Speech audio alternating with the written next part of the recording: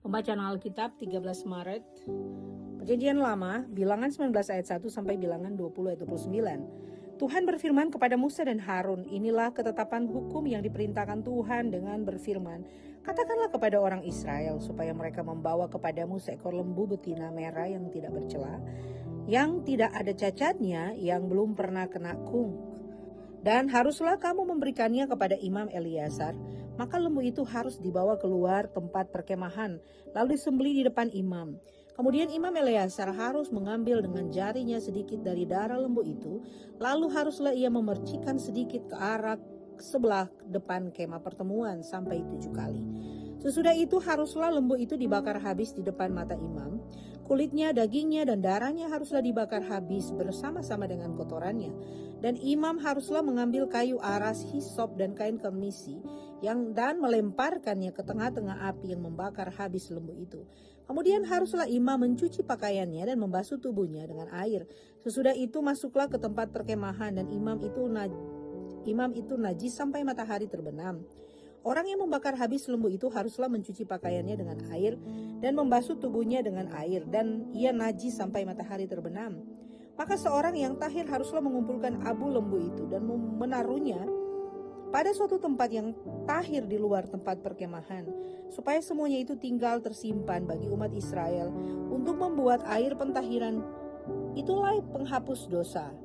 Dan orang yang mengumpulkan abu lembu itu harus mencuci pakaiannya, dan ia najis sampai matahari terbenam.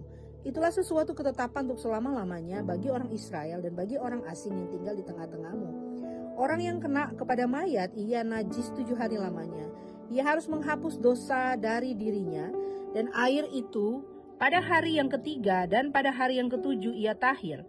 Tetapi jika pada hari yang ketiga ia tidak menghapus dosa dari dirinya, maka tidaklah ia tahir pada hari yang ketujuh. Setiap orang yang kena kepada mayat, yaitu tubuh manusia yang telah mati, dan tidak menghapus dosa dari dirinya, ia menajiskan kemah suci Tuhan. Dan orang itu haruslah dilenyapkan dari Israel. Karena air pentahiran tidak disiramkan kepadanya, maka ia najis. Kenajisannya masih melekat padanya. Inilah hukumnya apabila seseorang mati dalam satu kemah. Setiap orang yang masuk ke dalam kemah itu dan segala yang ada di dalam kemah itu najis 7 hari lamanya. Setiap bejana yang terbuka dan tidak ada kain penutup terikat di atasnya adalah najis. Juga setiap orang yang di pedang yang kena kepada seorang yang mati terbunuh oleh pedang, atau kepada mayat, atau kepada tulang-tulang seseorang manusia, atau kepada kubur orang itu najis 7 hari lamanya. Bagi orang yang najis haruslah diambil sedikit abu dan korban penghapus dosa yang dibakar habis, lalu di dalam bejana abu itu dibubuhi air mengalir. Kemudian seorang yang tahir haruslah mengambil hisop, mencelupkannya ke dalam air itu dan memercikannya ke atas kemah dan ke atas segala bejana dan ke atas orang-orang yang ada di sana dan ke atas orang yang telah kena kepada tulang-tulang atau kepada orang yang mati terbunuh atau kepada mayat atau kepada kubur itu. Orang yang tahir itu harus memerci kepada orang yang najis itu pada hari yang ketiga dan pada hari yang ketujuh, dan pada hari yang ketujuh itu haruslah ia menghapus dosa orang itu. Dan orang yang najis itu haruslah mencuci pakaiannya dan membasuh badannya dengan air. Lalu ia tahir pada waktu matahari terbenam. Tetapi orang yang telah najis dan tidak menghapus dosa dari dirinya, orang itu harus dilenyapkan dari tengah-tengah jemaat itu, karena ia telah menajiskan tempat kudus Tuhan. Air pentahiran tidak ada disiramkan kepadanya, jadi ia tetap najis. Itulah yang harus menjadi ketetapan bagi mereka untuk selama-lamanya. Orang yang menyiramkan air penyuci itu, ia harus mencuci pakaiannya, dan orang yang kena kepada air penyuci itu, ia menjadi najis sampai matahari terbenam.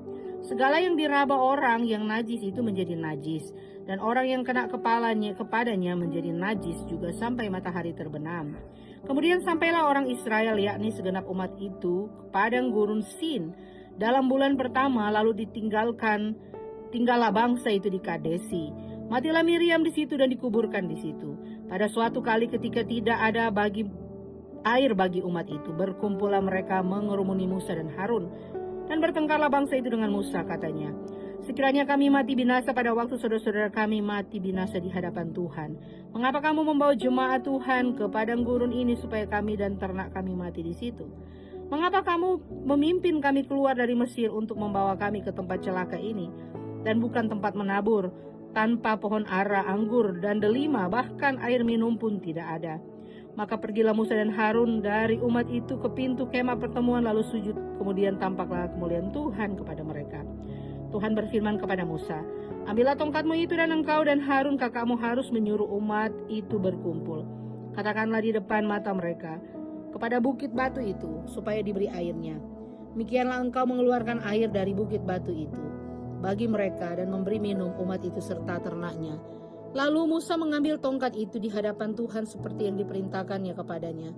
Ketika Musa dan Harun telah mengumpulkan jemaah itu di depan bukit batu itu, berkatalah ia kepada mereka, dengarlah kepadaku hai orang-orang durhaka, apakah kami harus mengeluarkan air bagimu dari bukit batu itu?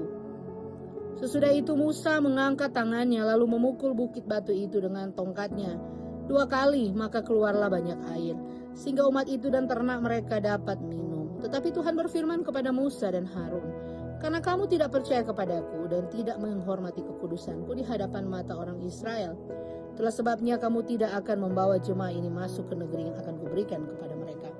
Itulah mata air Meribah, tempat orang Israel bertengkar dengan Tuhan dan ia menunjukkan kekudusannya di antara mereka. Kemudian Musa mengirim utusan dari Kadesi kepada Raja Edom dengan pesan, beginilah perkataan saudaramu Israel.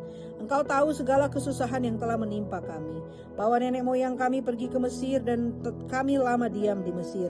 Dan kami dan nenek moyang kami diperlakukan dengan jahat oleh orang Mesir, bahwa kami berteriak kepada Tuhan dan ia mendengarkan suara kami, mengutus seorang malaikat dan menuntun kami keluar dari Mesir. Sekarang ini kami ada di Kadesi, sebuah kota di tepi perbatasan. Izinkanlah kiranya kami melalui negerimu, kami tidak akan berjalan melalui ladang-ladang dan berbulan-bulan anggurmu dan kebun-kebun anggurmu, dan kami tidak akan minum air sumurmu. Jalan besar saja akan kami jalani dengan tidak menyimpang ke kanan atau ke kiri, sampai kami melalui batas daerahmu. Tetapi orang Edom berkata kepada mereka, tidak boleh kamu melalui daerah kami, nanti kami keluar menjumpai kamu dengan pedang. Lalu berkatalah orang Israel kepadanya, kami akan berjalan melalui jalan raya, dan jika kami dan ternak kami minum airmu, maka kami akan membayar uangnya. Asal kami diizinkan lalu dengan berjalan kaki, hanya itu saja.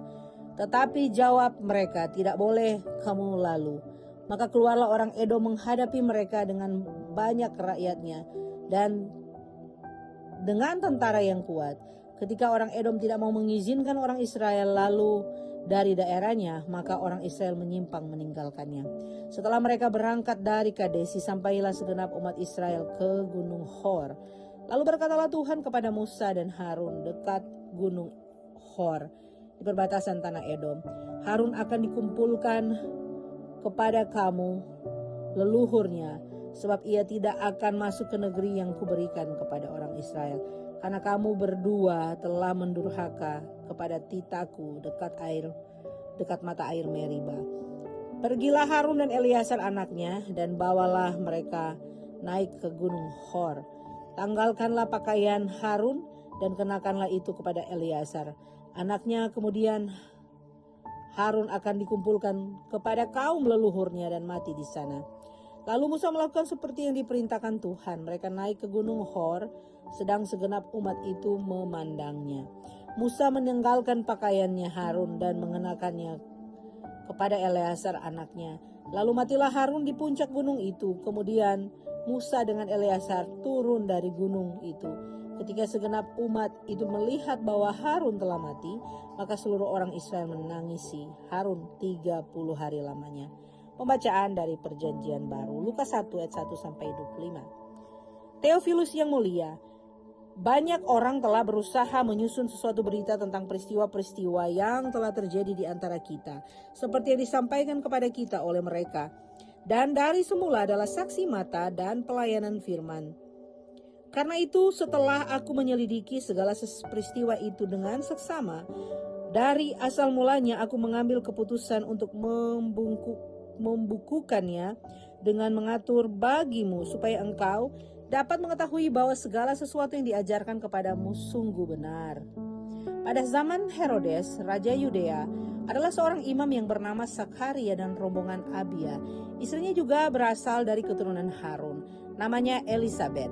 Keduanya adalah benar di hadapan Allah dan hidup menurut segala perintah dan ketetapan Tuhan dengan tidak bercacat. Tetapi mereka telah mempunyai anak, sebab Elisabet mandul dan keduanya telah lanjut umurnya.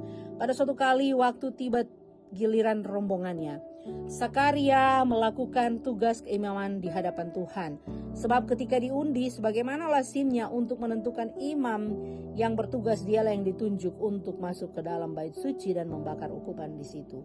Sementara itu seluruh umat berkumpul di luar dan sembahyang. Waktu itu adalah waktu pembakaran ukupan. Maka tampaklah kepada Sakaria seorang malaikat Tuhan berdiri di sebelah kanan mezbah pembakaran ukupan. Melihat hal itu ia terkejut dan menjadi takut. Tetapi malaikat itu berkata kepadanya, "Jangan takut hai Sakaria, sebab doamu telah dikabulkan dan Elisabet istrimu akan melahirkan seorang anak laki-laki bagimu dan harus engkau menamai dia Yohanes. Engkau akan bersukacita dan bergembira, bahkan banyak orang yang bersukacita atas kelahirannya itu. Sebab ia akan besar di hadapan Tuhan dan ia tidak akan minum anggur atau minuman keras, dan ia akan penuh dengan Roh Kudus mulai dari rahim ibunya. Ia akan membuat banyak orang Israel berbalik kepada Tuhan Allah mereka dan akan berjalan mendahului Tuhan dalam roh dan kuasa Elia untuk membuat hati bapak-bapak berbalik kepada anak-anaknya dan hati orang-orang durhaka kepada pikiran orang-orang benar, dan dengan demikian menyiapkan bagi Tuhan suatu umat yang layak baginya."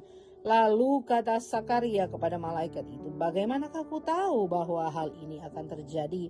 Sebab aku sudah tua dan istriku sudah lanjut umurnya." Jawab malaikat itu kepadanya, "Akulah Gabriel yang melayani Allah, dan aku telah diutus untuk berbicara dengan engkau dan untuk menyampaikan kabar baik ini kepadamu. Sesungguhnya engkau akan menjadi bisu dan tidak dapat berkata-kata sampai kepada hari di mana semuanya itu terjadi. Karena engkau tidak percaya akan perkataanku yang akan nyata kebenarannya pada waktunya." Sementara itu orang banyak menanti-nantikan Sakaria.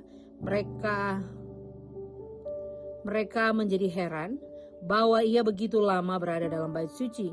Ketika ia keluar, ia tidak dapat berkata-kata kepada mereka, dan mengertilah mereka bahwa ia telah melihat suatu penglihatan dalam bait suci. Lalu ia memberi isyarat kepada mereka sebab ia tetap bisu. Ketika selesai jangka waktu tugas jabatannya, ia pulang ke rumah. Berapa lama kemudian Elisabet istrinya mengandung, dan selama 5 bulan ia tidak menampakkan diri lagi. Inilah suatu perbuatan Tuhan bagiku, dan sekarang ia berkenan menghapuskan aibku di depan orang. Pembacaan Alkitab dari Mazmur 56 ayat 2-14. Kasihilah aku ya Allah, sebab orang-orang menginjak-injak aku. Sepanjang hari orang memerangi dan mengimpit aku. Seteru-seteruku menginjak-injak aku sepanjang hari. Bahkan banyak orang yang memerangi aku dengan sombong. Waktu aku takut, aku ini percaya kepadamu. Kepada Allah yang firman-Nya kupuji, dan kepada Allah aku percaya, aku tidak takut. Apakah yang dapat dilakukan manusia terhadap aku? Sepanjang hari mereka mengacaukan perkaraku. Mereka senantiasa bermaksud jahat terhadap aku. Mereka mau menyerbu, mereka mengintip, mengamat-amati langkahku, seperti orang-orang yang ingin mencabut nyawaku. Apakah mereka dapat luput dalam kejahatan mereka? Runtuhkanlah bangsa-bangsa dengan murka-Mu ya Allah. Sengsaraku engkaulah yang menghitung-hitung. Air mataku kau taruh di dalam kirbat-Mu. Bukankah semuanya telah kau daftarkan? Maka musuhku akan mundur pada waktu aku berseru. Aku yakin bahwa Allah memihak kepadaku. Kepada Allah firman-Nya kupuji. Kepada Tuhan firman-Nya kupuji. Kepada Allah aku percaya, aku tidak takut. Apakah yang dapat dilakukan manusia terhadap aku? Nasarku kepadamu ya Allah akan kulaksanakan. Dan korban syukur akan kubayar kepadamu. Sebab engkau telah meluputkan aku dan pada maut, bahkan menjaga kakiku sehingga tidak tersandung. Maka aku boleh berjalan di hadapan Allah dalam cahaya kehidupan. Pembacaan dari Amsal Hikmat hari ini, Amsal 11 ayat 8. Orang benar diselamatkan dari kesukaran, lalu orang fasik menggantikannya. Demikian pembacaan Alkitab hari ini.